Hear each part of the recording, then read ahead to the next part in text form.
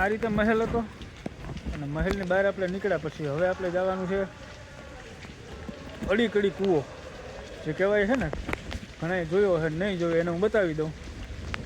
અડીકડી વાયુ ને એવું કંઈક કહે શું કહે, અને નોઘણ કૂવો બરાબર એ જોવા જાય છે. તો વિડીયો છેલ્લા સુધી મૂકતા નહીં અધૂરો, કટ કરીને કાપતાય નહીં, કારણ કે જે વસ્તુ છે એ આજે આમાં જ જોવાની છે, બાકી પછી આવી વસ્તુ જોવા મળશે નહીં. કાં તો રૂબરૂ અહીંયા આવો તો જોવા મળે, એટલે એવું છે. અને એવું લાગે તો વિડીયો હજી એક વખત પાછો આપણા મિત્રોને શેર કરો, જેથી કરીને થોડુંક જો જ્યાં જવાનું છે ત્યાં તો આપણે ખબર જ છે બધાને કે હમણાં ઇઝરાયલના એપિસોડ આપણે આવતા નથી, થોડુંક કામ ડીલે છે, કોઈના વારા હમણાં હજી આવ્યા નથી, ઇન્ટરવ્યૂ આવતા નથી. તો જરૂરી નથી કે એકને એક જ એપિસોડમાં આપણે પડ્યા રહીએ, બરાબર. નવરાશની પળમાં, હળવાશની પળમાં અને આવા ઠંડા વાતાવરણમાં અને ચાલુ વરસાદની મોજમાં કંઈક ફરવા નીકળી જવાય. તો એવો ટાઈમ લઈને આજે આપણે નીકળ્યા છે જુનાગઢ. અને જુનાગઢ આપણે આવ્યા હોય અને ઉપરકોટ ન આવીએ તો પછી વાત જ પૂરી ને. કાલે આપણે આવ્યા હતા જુનાગઢ, એનું લાઈવ મેં તમને બતાવ્યું હતું, ત્યારે પરિસ્થિતિ એવી હતી કે ઉપરકોટ અવાય એમ નહોતું. આજે આપણે ફાઇનલ આવી ગયા. અહીંયા લખેલું છે બુદ્ધ ગુફાઓ, પછી શું છે સંસારિક સ્મારક, પ્રતિસિદ્ધ એવમ વિનિયમિત ક્ષેત્ર, ઘણું બધું એમાં લખેલું છે. એમાં લખેલું મેન વસ્તુ શું છે, इनके अतिरिक्त प्राचीन स्मारक एवं पुरातात्विक स्थल व अवशेष नियम 1949 के नियम 32 के तहत तथा 1992 में संशोधित नियम के तहत संरक्षित सीमा से 100 मीटर तक का क्षेत्र एवं इसके आगे 200 मीटर का क्षेत्र खनन व नम निर्माण के लिए क्रमशः प्रशिक्षित व विनियमित क्षेत्र घोषित किया गया है. આવું છે બરાબર. હવે આપણે એમાં જવાનું છે. ક્યાંથી જવાનું? એન્ટર અહીંથી હશે લગભગ, એવું છે. જોઈએ કૂવા માટે અહીંથી જવાનું છે ને અંદર.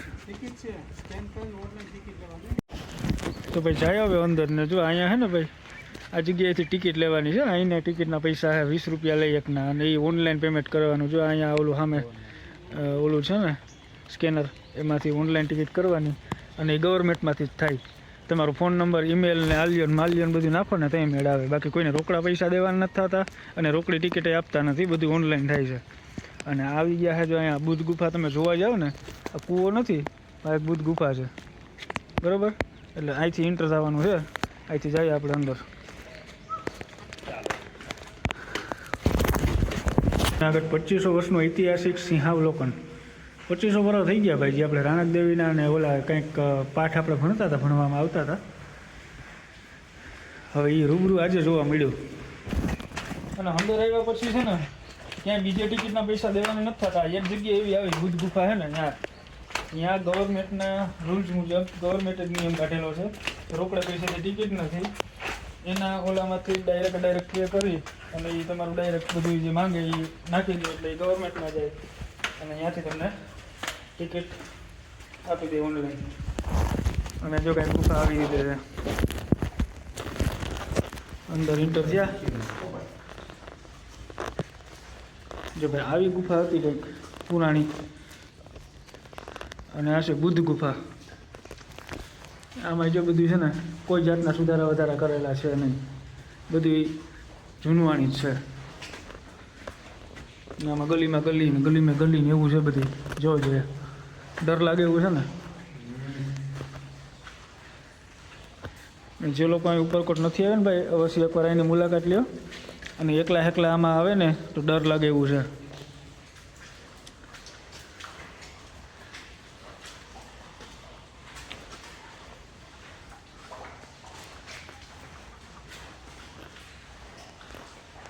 અહીંયા તો કંઈ છે નહીં, આ બાજુથી રસ્તો છે. અહીંયા કંઈ નથી. અહીંથી સીડી છે પાછી.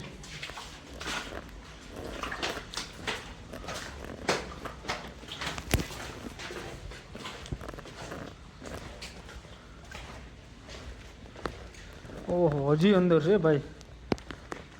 આ જો આપણે એટલે ઉપરથી નીચે અહીંયા આવી ગયા છે બરાબર, અને હજી નીચે જવાનું છે.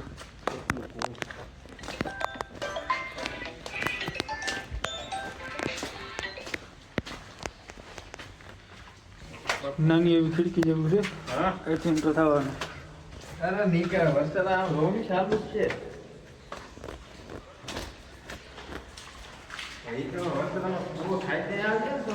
બહુ નીકળવાની તૈયારીમાં છે એમ કહી દે.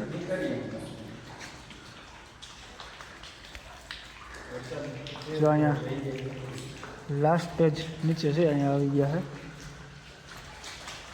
એમાં કંઈ દેખાતું નથી એટલે અંધારા પડે છે. જો ડેટ કાઢવા બધા બોલે છે.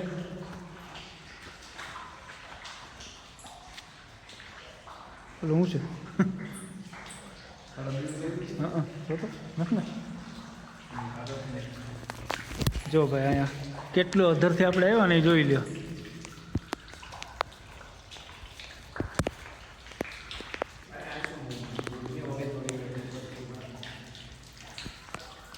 ત્રણ માળથી પણ વધારે અહીં નીચે આવ્યા, અને હજી આપણે અહીંથી અંદર જવાનું છે, પણ અહીંયા બંધ કરી દીધું લાગે છે. અહીંયા હજી આમાં અંદર ને અંદર કેટલું હશે કોને ખબર. અહીંયા બંધ છે. એટલે ઘણા બધા રહસ્ય છે છુપાયેલા ઉપરકોટમાં. ખાલી આપણે રાણક દેવીનો મહેલ કે ઉપરકોટ જોઈ લઈએ એટલે એમાં બધું આવી નથી જતું. ઘણી બધી વસ્તુઓ છે, ટાઈમ કાઢવો પડે અને પરફેક્ટ તમે દિલથી ફરો ને આમાં તો બધું જોવાને જાણવા મળે. અને એના પછી ભાઈ અડીકડી વાઇફ જ્યાં જોવા આવીએ ને ત્યાંનું તો લોકેશન તાકાતવાળું જ છે. આ જો પાણી પીવાની સુવિધા છે ભાઈ, કોઈ તર્યા બર્યા થતા હોય ને પાણી પીવું હોય તો પેશાબ પાણીની સુવિધા છે, શૌચાલય છે, ગાર્ડન એક નંબર ફર્સ્ટ ક્લાસ. અને અહીંથી જો ગિરનારનો વ્યૂ પણ એકદમ ફર્સ્ટ ક્લાસ, એટલે એકદમ ફર્સ્ટ ક્લાસ આવે છે. જો વાદળા એને પૂછતા જાય છે. અને હું તમને ભાઈ બતાવું ને ભાઈ, એના પહેલાં હું હજી એક વખત તમને કહું છું કે વિડીયો આપણો શેર કરી દીજો. અહીંથી જવાય પૂરા. આ તો બંધ છે.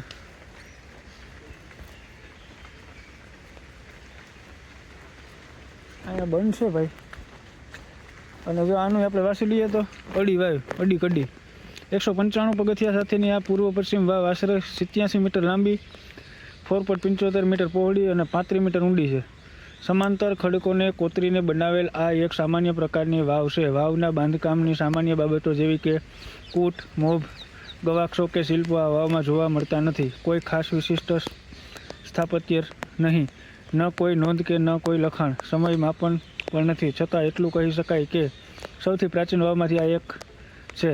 આ વાવ નવઘણ કૂવાની સમકાલીન એટલે કે 11 મીટર કે 12મી કે 12મી સદીની હોવાનું મનાય છે. લોકમાનસમાં આ વાવ અંગે એતી ચેતી નામની 2 કન્યાઓના બલિદાનની વાર્તા અને અડીકડી વાવને નવઘણ કૂવો જેણે ન જોયો હોય તે જીવતો મૂવો યુક્તિ ખૂબ જ પ્રખ્યાત છે. મિત્રો આ યાદ રાખ્યા જેવું છે. અડીકડી વાવ અને નવઘણ કૂવો જેણે ન જોયો હોય તે જીવતો મૂવો. એટલે ભાઈ એટલે એવું છે ભાઈ. આપણે આવ્યા તો, અને જો અહીંયા ભાઈ ફાસ્ટ ફૂડની મસ્તીની અંદર રેસ્ટોરન્ટ પણ છે. જે કોઈને નાસ્તો જમવું કે હોય તો અહીંયા આવી જવાનું બરાબર. એટલે એ પણ સુવિધા છે.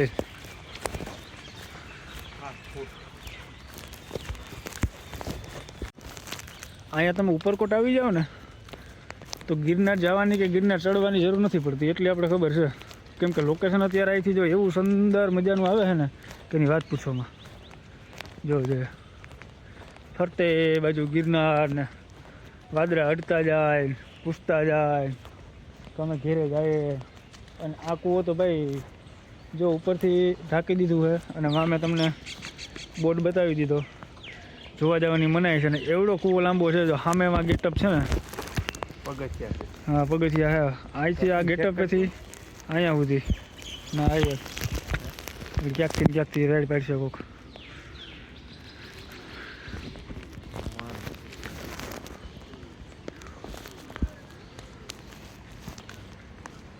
અને જો ભાઈ આ નોઘણ કૂવો આવી ગયો જો અહીંયા. હવે આમાં છે ને ભાઈ મને તો જોવામાં ડર લાગે બરોબર, તો શૂટિંગમાં તમને લગભગ તો બીક લાગતી જ હશે. કંઈ રૂબરૂ કદાચ આવીને જોયું હોય ને આપણે તો બીક લાગે જ, એવી પોઝિશન છે. જો કેટલો ઊંડો છે, કેટલો મોટો છે, કેટલો પોળો છે એ તો તમે ખાલી જો. બીક લાગે હારા. બીક લાગે એટલે પથારી ફરી જાય એમાં. અને આ ડુંગરના પડધારમાં હોય એ પાછો ફોટો પાડવો. હા, એટલે વાં હમણાં આગળ કહેવત હતી ને ભાઈ બરોબર, એટલે વાં કહેવત હતી ને એ પ્રમાણનું છે આ. એટલે હાલતા હાલતા જો આમાં શૂટિંગ ઉતાર્યું હોય કે મોબાઈલ હાથમાં હોય તો ડર એટલો લાગે ને ભાઈ કે હા. જો સામે મધે બેઠું હોય, કેવડું મોટું મધ છે જો. આનો આ ફરતે બાજુ એટલો ફેલાયેલો છે ને આખી આ સાઈડ આપણે જોઈએ ને તો એમ જ થાય કે આ જૂનવાણી કંઈક ઓલું ન આપણે મોટી મોટી ખીણો હોય એ ટાઈપનું છે, પણ ખીણ નથી. અને માથી મેં ઓલું તમને ઝારવાળું બતાવ્યું હતું ને પગથિયાનું, એ હવે ખબર પડી. એ જો અહીંયા નીકળે છે ભાઈ રોહિત, એ જો હું તમને બતાવું બાંધેલી છે ને પગથિયા આડા છે, એટલે હવે મને સમજાણો કે જો એ પગથિયા અહીંયા નીકળે છે. જો આ ગેપ દેખાય તમને, જો આ ગેપ છે સેટમાં આપણે ઓલો બોર્ડ બાંધ્યો હતો અને ત્યાં આડું હતું એટલે અંદર જવા નથી દેતા, બાકી પગથિયા અહીંયા નીકળે. અને વાહ ભાઈ વાહ, તો અહીંથી છે ઓરિજિનલ ગિરનારની મોજ ભાઈ. ભવનાથ જય ભોલેનાથ.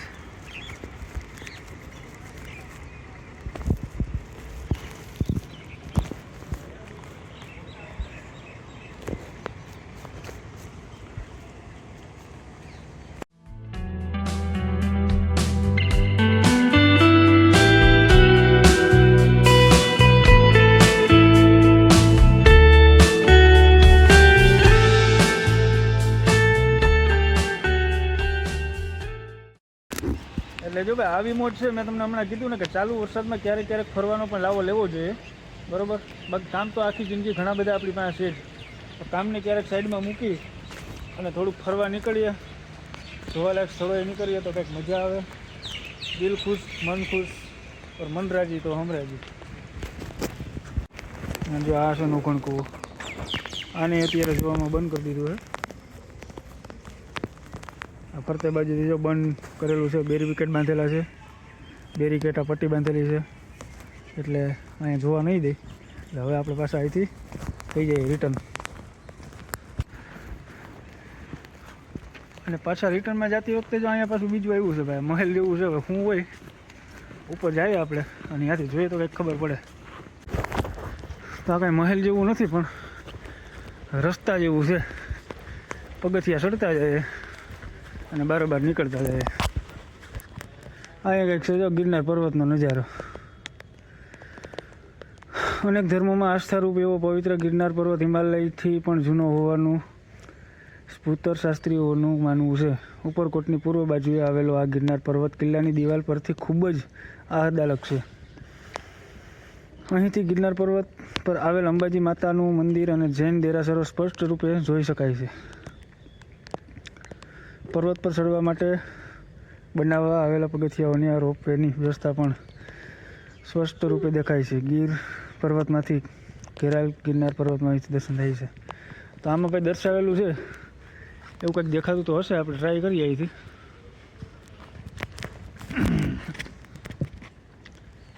તો અત્યારે તો ધુમ્મસ છે ને વરસાદના હિસાબે કાંઈ દેખાતું નથી. આ એક બે મંદિર દેખાય છે, એ ક્યાં મંદિર હોય એ આપણે ખબર નથી, બાકી બીજું કાંઈ દેખાતું નથી. આ જગ્યા આપણે ભાઈ આવ્યા ને, આ જગ્યા કઈ છે તમે જોયું હોય એને ખબર હશે, બાકી ખબર નહીં હોય. ને જે જગ્યાએ ગયા ને આપણે જે ખબર હતી એનું કીધું અને એનું વિશ્લેષણ કરીને તમને કીધું. જે જગ્યામાં આપણે ખબર નહોતી એની બાજુમાં આ ટાઈપના કંઈક બોર્ડ સિસ્ટમ ને નોટિસ પ્રેસ કે જે કંઈ હોય એમાં આપણે વાસીને કીધેલું છે. અને આનું આખું રહસ્ય શું છે ને એ હું તમને કહું. નવાબ રસુલ ખાન વોટર વર્ક્સ, નવાબી તળાવ, અને નવાબી તળાવ કહેવામાં આવે. અને આનું રહસ્ય જૂનાગઢ શહેરની જનતાને પૂરતું પાણી મળી રહે તે હેતુસર નવાબ રસુલ ખાને ઉપરકોટ કિલ્લામાં મોટું તળાવ બંધાવ્યું, જેમાં પર્વતોનું તથા જળાશયોનું પાણી લઈ આવવાનું સંગ્રહ થવાનું શરૂ થયું. એ પછી જેથી તે વોટર વર્ક્સ સાથે નવાબ રસુલ ખાનનું નામ જોડવામાં આવ્યું. તેનું ખાતમુહૂર્ત ઈસવીસન 1906 ટોટલ માપી લીધો 25 ડિસેમ્બરના રોજ મુંબઈના ગવર્નર લોર્ડ મુંબઈના ગવર્નરના હાથે કરવામાં આવ્યું હતું. આ ટાંકીઓને 12 ભાગોમાં વહેંચેલ છે અને તેમાં કુલ અંદાજિત 8 કરોડ લીટર પાણીનો સંગ્રહ. મિત્રો આ તળાવ જો આ દેખાય ને આમાં 8 કરોડ લીટર પાણી સમાય. કેટલું? 8 કરોડ લીટર. આજે પણ જૂનાગઢ મહાનગર સેવા સદન દ્વારા જૂનાગઢ શહેરને અહીંથી પાણી પૂરું પડે છે. એટલે બોલો, વિચાર કરો, આ જૂનાગઢ નામને લગભગ કોઈને ખબર નહીં હોય. ઘણા બધા મિત્રો એવા હોય જ, લગભગ મોસ્ટ ઓફ એમાં ને 25% જ માણસોને ખબર રહે, બાકી જૂનાગઢમાં કોઈને ખબર નહીં કે આપણું પાણી આવે એ બધું ક્યાંથી આવે. આખા જૂનાગઢ હાટું થઈને ત્યાં પાણી સંગ્રહ કરે. અહીંથી રોજના આશરે 6 થી 7 MLD પાણી જૂનાગઢ શહેરમાં પૂરું પાડવામાં આવે છે. રોજનું 6 થી 7 MLD. એટલે MLDમાં જેને ખબર પડતી હોય ને એને ખબર પડતી હશે, બાકી ઉપરથી જાય 6 થી 7 MLD એટલે કેટલું પાણી થાય. હજી હાલની તકાઈથી પાણી જૂનાગઢને પૂરું પાડવામાં આવે. તો આવી ઘણી બધી અજાયબી, ઘણી બધી જૂની વાતો, ઘણા બધા જૂના રહસ્યો ઉપરકોટમાં છુપાયેલ છે. તો એક વખત આવો, પધારો અને જુઓ, ત્યારે ખબર પડે કે ઉપરકોટનું રહસ્ય કેવું છે. અને આમાં જે પાણીનો સંગ્રહ થાય ને ભાઈ, એ પાણી જો આવે છે એનો ખાલી એક તમને ઝલક બતાવું. ખાલી એની આવક જો તમને જો અહીંથી દેખાતું હોય તો, નજીક જવા નથી દેતા એટલે થોડુંક દૂરથી હું પ્રયાસ કરું. આ જો ખાલી એવડું મોટું ભૂંગરું છે ને એમાંથી પાણી આવે છે. હવે પાણી ક્યાંથી આવે એ તો મને ખબર નથી. આ ટાવર જેવું દેખાય એમાં ખાલી એની પાઇપલાઇન પાણીની આવે છે એ જ છે. ટાવર જ છે. અને જો અહીંયા વિશ્લેષણ કરેલું છે.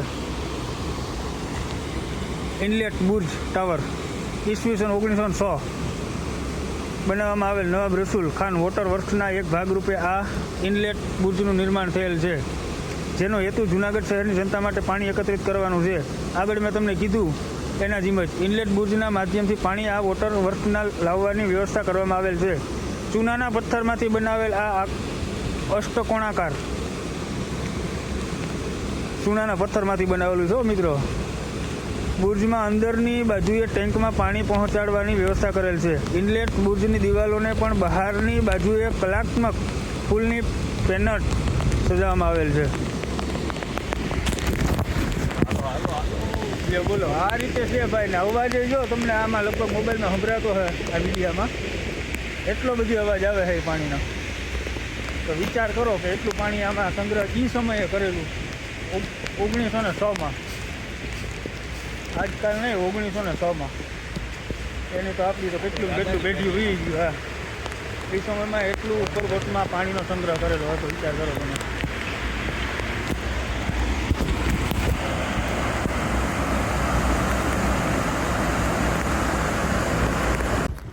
તો આવી સફર હતી કંઈક આપણી ઉપરકોટની. આ રીતે કંઈક મોજ આવી.